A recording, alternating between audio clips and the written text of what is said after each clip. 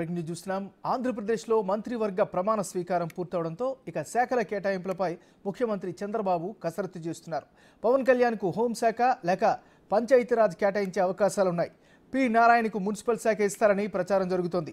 ఆనం రామనారాయణ రెడ్డి, పయ్యావల కేశవ్ ఇద్దరిలో ఒకరికి ఆర్థిక శాఖ, మరొకరికి నీటిపారుదల శాఖ కేటాయించాలని సీఎం భావిస్తున్నారు.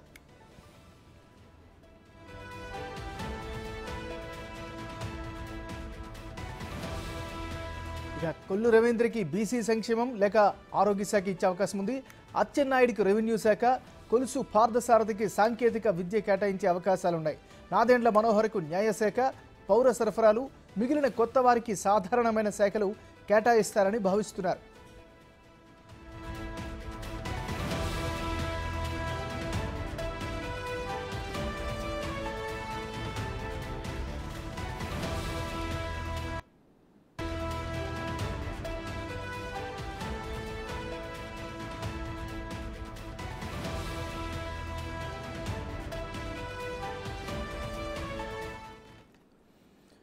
బ్రేకింగ్ న్యూస్ చూస్తున్నాం. ఆంధ్రప్రదేశ్లో మంత్రివర్గ ప్రమాణ స్వీకారం పూర్తవడంతో ఇక శాఖల కేటాయింపులపై ముఖ్యమంత్రి చంద్రబాబు కసరత్తు చేస్తున్నారు.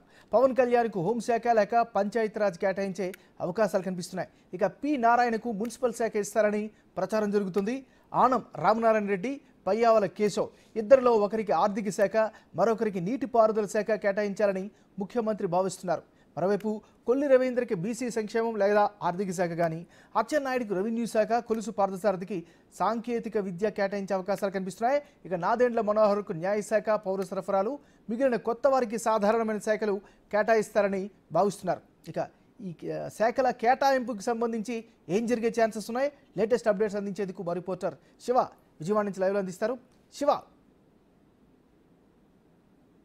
నాగరాజు మొత్తం మీద చూసుకుంటే చంద్రబాబుతో సహా 24 మంది ఆంధ్రప్రదేశ్ కేబినెట్ మంత్రులుగా ప్రమాణ స్వీకారం చేశారు. కొద్దిసేపు క్రితమే ప్రమాణ స్వీకారం ముగిసిన తర్వాత టీడీపీ అధినేత ముఖ్యమంత్రి చంద్రబాబు నాయుడు ఉండవల్లి తన నివాసానికి చేరుకున్నారు. మరికొద్దిసేపట్లోనే భోజన విరామం తర్వాత ఆయన ఈ శాఖలపై ఫోకస్ చేసే అవకాశాలు కనిపిస్తున్నాయి.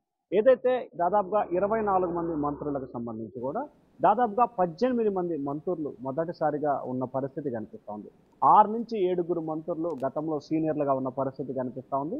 వీరిలో దాదాపుగా 10 మందికి కీలకమైన శాఖలు అప్పగించేందుకు చంద్రబాబు సిద్ధమవుతున్న పరిస్థితి కనిపిస్తోంది. మొదటగా డిప్యూటీ సీఎంగా పవన్ కళ్యాణ్ దాదాపుగా ఖరారైంది. అయితే ఈయనకు హోంశాఖ ఇస్తారా లేకపోతే పంచాయతీరాజ్ గ్రామీణాభివృద్ధి శాఖ ఇస్తారా అనే ఉత్కంఠ అయితే కొనసాగుతూ ఉంది. ఒకవేళ పవన్ కళ్యాణ్కి హోంశాఖ ఇవ్వకపోతే కనుక వంగలపూడి అనితకి హోంశాఖ ఇచ్చే అవకాశం కనిపిస్తూ ఉంది.